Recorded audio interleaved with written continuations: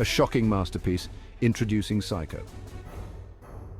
Psycho, released in 1960, wasn't just another horror film. Alfred Hitchcock, a master of suspense, crafted a film that redefined the genre.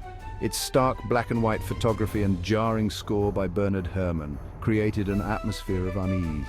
Audiences were left breathless, terrified, and forever changed. Psycho tells the story of Marion Crane, a secretary on the run. She has stolen a large sum of money and seeks refuge in a remote motel. The Bates Motel, however, is no safe haven. The motel's proprietor, Norman Bates, is a young man with a troubled past and a dark secret. More than anything, Psycho is a reminder that evil can wear many faces. Marion's reckless act, embezzlement and flight. Marion Crane is desperate, feeling trapped in a monotonous life. Trapped in a life with no prospects, she sees a way out, a chance to escape her mundane existence. Her boss has entrusted her with a large sum of money, a fortune that could change everything, offering a glimmer of hope. Marion Crane. In a moment of reckless abandon, I stole the money and fled, driven by a desperate need for freedom. I set off on a road trip, heading towards a new life with my lover, dreaming of a fresh start. But my escape was short-lived, as fate had other plans. As darkness falls, a heavy rainstorm forces Marion off the main highway, making the journey perilous. Lost and disoriented, she stumbles upon the Bates Motel, a seemingly safe haven. The motel is isolated, its neon sign a beacon in the storm, offering a brief respite. At the motel, Marion meets Norman Bates, the polite and awkward young man who manages the establishment, seemingly harmless. Norman is immediately smitten with Marion, drawn to her beauty and desperation, his interest piqued. Marion Crane. Exhausted and filled with regret, I confided in Norman, hoping for understanding. Norman is not the savior I believed him to be, his true nature slowly revealing itself. The shadow of the Bates Motel. A fateful encounter. Norman Bates is a prisoner in his own home. He lives with his domineering mother in the looming Victorian house perched atop the hill overlooking the motel. Mrs. Bates is a shadowy figure, her voice a constant presence in Norman's life. Norman is torn between his desire for independence and his unhealthy attachment to his mother. Norman Bates. During our conversation, I told Marion about my peculiar relationship with my mother. Meanwhile, Marion, unaware of the true nature of Norman's relationship with his mother, decides to return the stolen money. As Marion prepares for a shower, a shadowy figure enters the bathroom. The shower curtain is ripped open and Marion's screams are abruptly cut short. The shower scene is a masterclass in suspense and horror, a moment that has terrified audiences for generations. The shower and the silence, Marion's terrifying end. The water runs red with blood. Marion Crane's lifeless body lies on the bathroom floor, her eyes staring vacantly at the ceiling. Norman Bates, my mind fractured and lost in delusion, I entered the bathroom.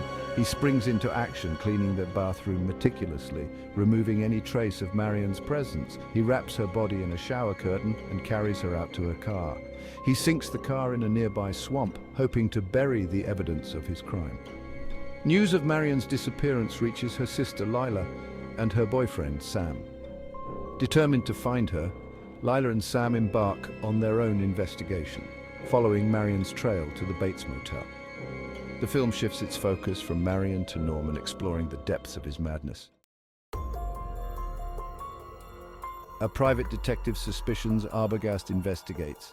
The journey of a man determined to uncover the truth, no matter the cost. My name is Milton Arbogast. I'm a private detective with years of experience in solving the unsolvable.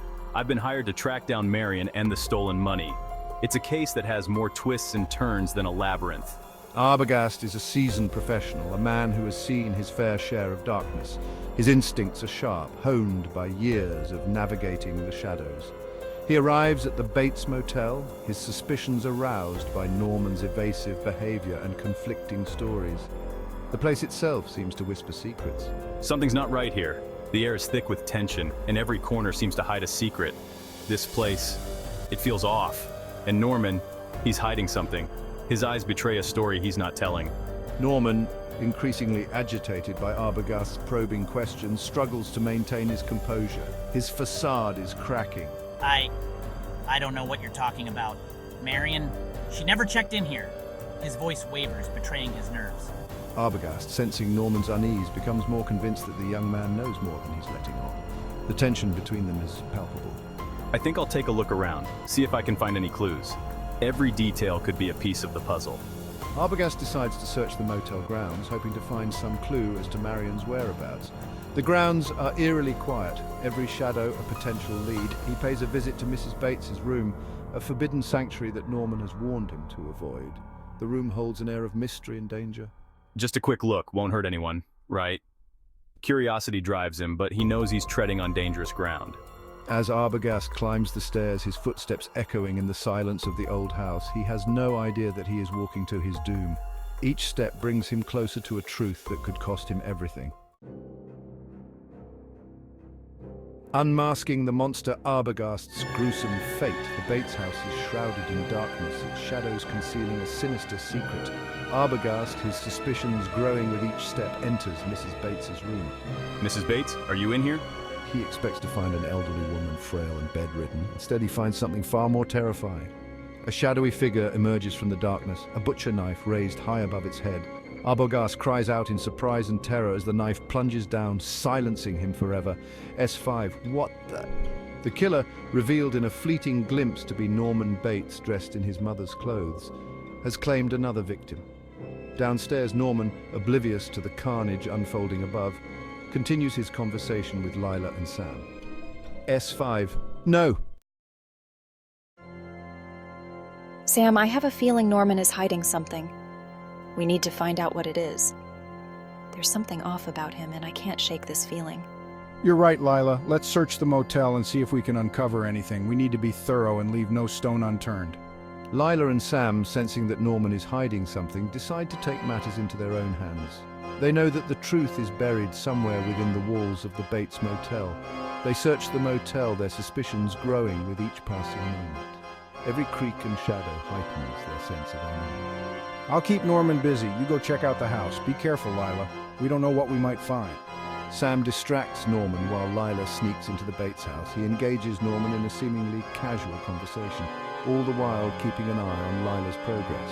Her search leads her to the basement, a damp and musty space filled with shadows. The air is thick with the smell of decay, and there, in the flickering light of a single bare bulb, Lila makes a horrifying discovery. The sight before her is almost too much to bear. She finds Mrs. Bates seated in a rocking chair, her back turned to the door. The chair creaks eerily as it rocks back and forth. Lila approaches cautiously, her heart pounding in her chest.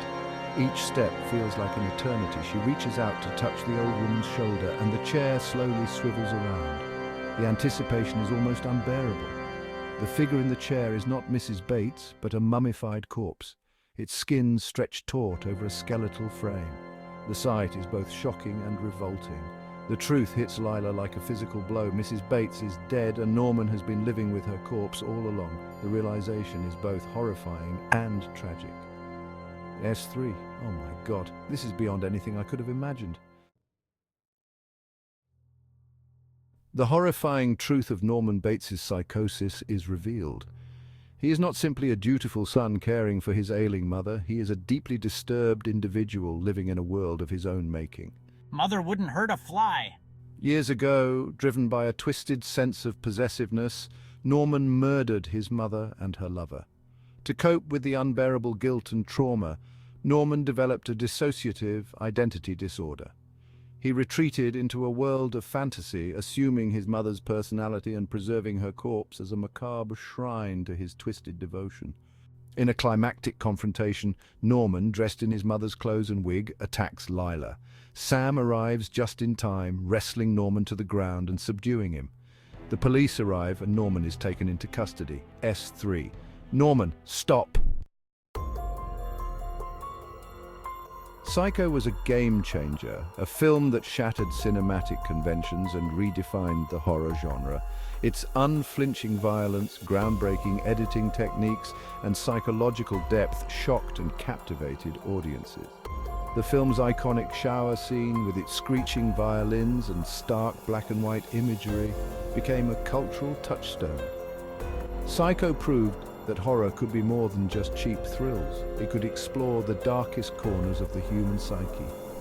The film's influence can still be felt today, its themes and imagery echoed in countless other films, television shows, and books. Janet Leigh's performance as Marion Crane is nothing short of iconic. She imbued Marion with a sense of vulnerability and desperation that resonated with audiences. While her character's time on screen is relatively short, Leigh's performance is unforgettable, cementing her status as a horror legend. Leigh's performance is crucial to the film's effectiveness as it allows the audience to connect with Marion on a human level. Despite her untimely demise in the film, Janet Leigh's performance as Marion Crane remains one of the most memorable aspects of Psycho.